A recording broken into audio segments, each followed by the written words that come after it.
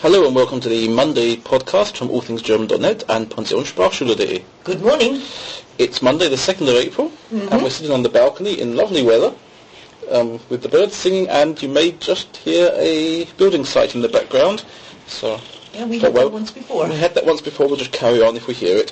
And we're here to talk about April Fool's Day, which was yesterday.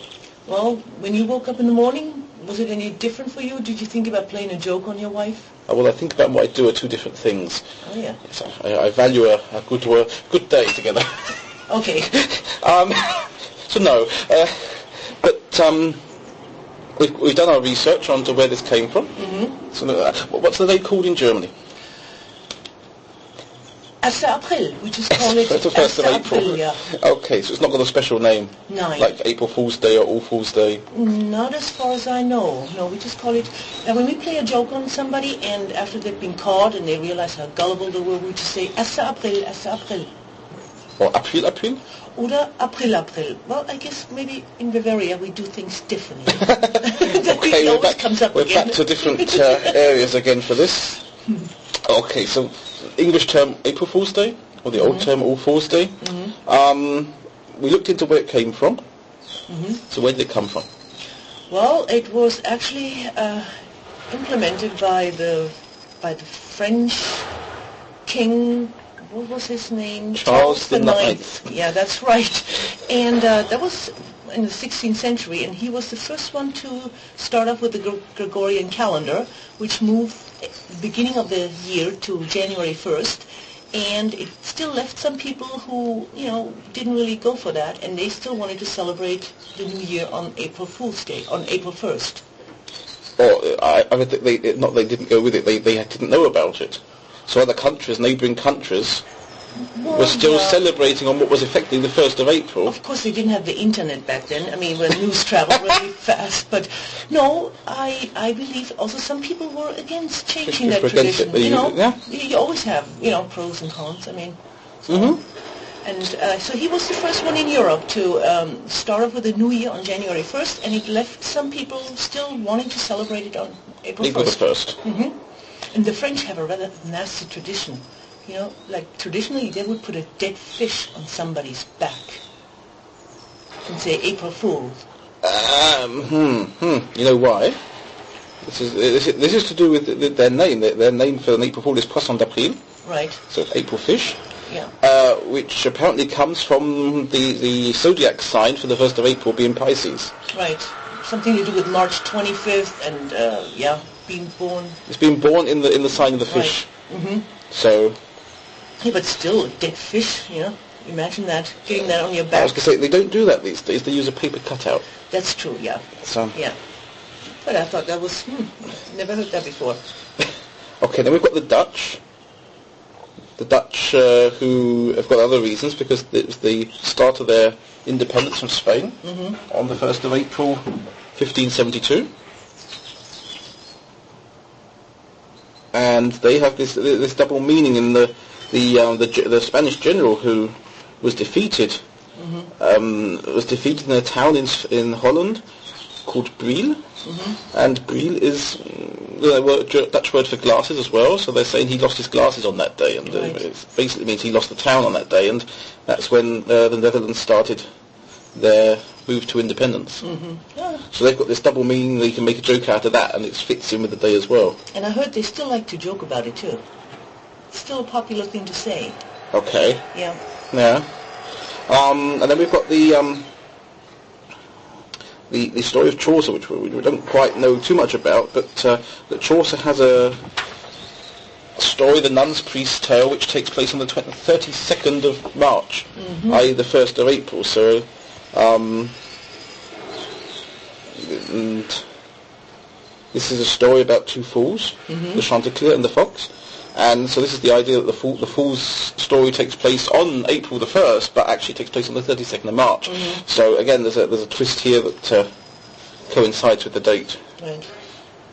Well, what about England, where you come from? England is known for making April Fools on that day, playing tricks on people in the first half of the day, only up till 12 o'clock. Oh, I never so heard that not in the before. afternoon. You're only meant to do this in the morning. But if you're in things like the media, obviously the media will have things in the newspapers on that day, or in magazines which appear for that month, or in the television on that day itself. And the all-time well-known example, or even best-known example in the UK, are the spaghetti trees. Spaghetti trees. Tell me about that one. Well, a long time ago, about 50 years ago actually, it's 50 years this year. It seems like a long time ago. People in England didn't know much about pasta. So we didn't have the wide variety of pasta that we have these days, or that you know in Germany. We just didn't have the influx from Mediterranean countries. So that most people only knew pasta from tins of spaghetti in tomato sauce. Okay. Or tins of macaroni with cheese sauce. And, okay, if you're particularly well off or shopping in particularly specialist supermarkets, then you may have got spaghetti in packets, so dried spaghetti in packets. And that's the limit of the British knowledge of pasta in that particular time, 1957, unless you happen to be going to Italy on holiday, which of course very few people were doing in this time. And the BBC showed a documentary on the 1st of April 1957 about the spaghetti harvest. So they dressed up some trees with fresh spaghetti, and then a very distinguished presenter did the voiceover for it, and so they're reporting on the, for example, on the mild winter in Switzerland. It's meant to be taking place in the Italian part of Switzerland. Okay. And the virtual disappearance of the spaghetti weevil, who apparently comes and eats the spaghetti off the trees. And so they were showing the ladies picking this spaghetti off the trees and putting it in their baskets and taking the harvest off to be sent to England. And this programme was watched by about 8 million people, and an awful lot believed it. They didn't know better, and they rang up the next day and asked where they could get their spaghetti trees or how to grow their own. That's funny. So they were told to place a sprig of spaghetti in a tin of tomato sauce and hope for the best. Well, I guess, 50 years ago, I mean, if it's like an exotic food item, I guess it could be, believable. I mean... nobody knew better. A lot of people didn't know better and fell for it. And even years later, people were still maybe falling for this, but certainly it's always used as a good example of how the media can trick people by just bringing things that the general public doesn't know. Right. They're not prepared for anything not serious. Correct. Yeah. But that's funny, though. I mean, just imagine growing spaghetti on trees. Well, who knows? It might happen one day. Anything's possible. Spaghetti trees, yes. So, and what about, I mean, when you grew up in England, do you remember, like, a popular prank, like you would do in school? Like, I remember we used to, look forward to this day just to do something to the teachers, but I can't quite remember what we did. No. We think we would maybe move the chair or just move something from the desk or something mild. I mean, just... but it was acceptable. No, basically, no. I can't remember things like that. I don't think... We wouldn't have done that to our teachers, probably. Yeah. I think the British school children had a lot more respect for their teachers in the 70s and 80s, as they even may do have now. So. Yeah, that's true. I mean, but no, that was quite common to pull a little, joke on your teacher. So you don't remember any of that, yeah? No. I don't either. I mean, just small things. But. I've got some more examples here, as it happens. That, interestingly enough, we'll start off with Britain again, and BBC again. So having done it once, they managed it again in 1965. They announced they were trialling a thing called smell-o-vision, so that you could actually smell via your television set the smells associated with the programme. And again, many people phoned in to report the success, that they actually smelt something. Pure psychological, that they believed it. But you know what, it's not so far off. I heard something about people doing some research where they're planning to show cooking programs on TV where you can actually smell the food to entice people to really watch that program. I'm wondering if you're telling me the truth now. Yeah. You watched this yesterday, did you, this program? No, I didn't. No, I did not watch it about 2 years ago. On April the 1st? It was not April the 1st. No, it was not. No. But no, they were working on that. Media, technology. Who knows? Maybe it was even at the, CEBIT. Okay. We've got Norway here. Norway in 1987. Norway has fairly strict alcohol laws. Mm-hmm. And one of the newspapers in Norway did an article saying that the wine that had been illegally smuggled into the country and been confiscated was now going to be redistributed among the inhabitants. So the people actually turn up with buckets and bottles and things to take their free wine away. Right. No chance, none of it there. There was a short-lived joy. That was short-lived joy. What else have we got?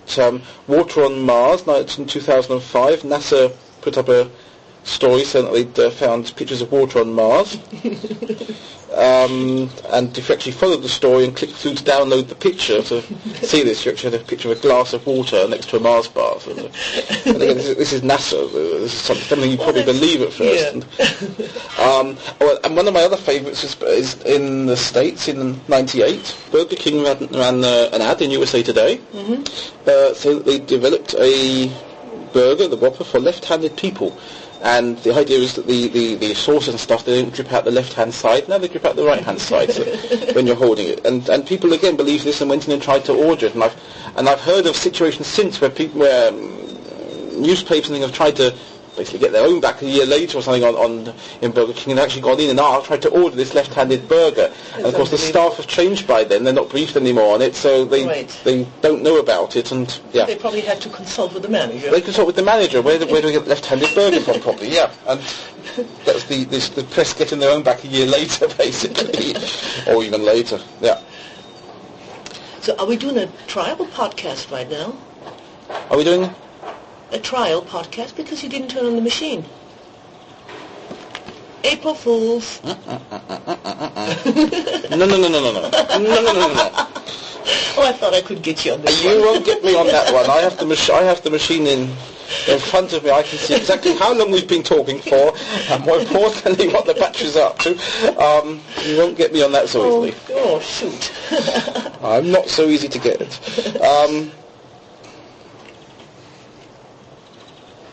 What else have we got? Just a couple more to finish off then.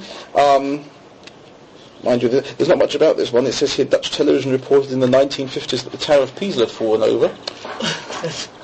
And many people were shocked and contacted them. And in another year, they reported that again Dutch television, that they had new technology for detecting unlicensed televisions. Probably scared some people then, I suppose. Yes, but they said you could avoid detection by wrapping the television in aluminium foil. And again, I guess a lot of people went out there and wrapped their television up. Well, sales of aluminium foil went up probably. It probably went up quite a bit then, yeah. Maybe there's a lobby behind it. Okay. Have you got any others there? No, not really. Except for, some people might wonder, in faraway countries where maybe this is not being celebrated. It's not a public holiday, because sometimes people do ask about that. Okay. They don't understand it, or they? Well, oh gosh, what kind of German holiday did we have the other day? And people actually questioned me, and I said, no, what have we had recently? Can't think of it now. Public holiday? No, it was not a public holiday. It was not Valentine's Day. Carnival, yeah. They asked me whether the supermarkets, whether it was a bank holiday or not. Okay. So some things were closed and they didn't understand why. Right. And I said maybe in Cologne and certain places, You told them to listen to the podcast, I hope. Yes, I did. Of course. But that might be just another question of April Fool's Day. No, everything's open. Everything's things open. Continue, yeah. And I think it's mostly for kids nowadays, or for some, fun-loving adults. Mm-hmm. Okay. So, that's pretty much... That's pretty much all? Mm-hmm. Okay. Actually, before we go, I've got one more little thing for you here. Oh, gosh. Do you remember a word, supercalifragilisticexpialidocious? I've heard that one before. Can you say it? Not really. Are you asking me to say it? Yeah, I've been reading these forums where you set challenges for people to say it in Spanish, so I've brought you the German version. Oh, thank you. Perhaps you'd like to... What goes around comes around. Give it a try. Okay, in German. Okay, supercalifragilisticexpialidocious. That's about right. Okay, and now I have to say it a bit faster, I suppose. So this song is a lot faster, but that's certainly a good start. So. Supercalifragilisticexpialidocious. Supercalifragilisticexpialidocious. Okay, and we'll see if we can get the song done by next week. Oh no, no. This is the end of our friendship. We'll be singing. We'll be back next week. Okay, sounds good. Okay. Bye.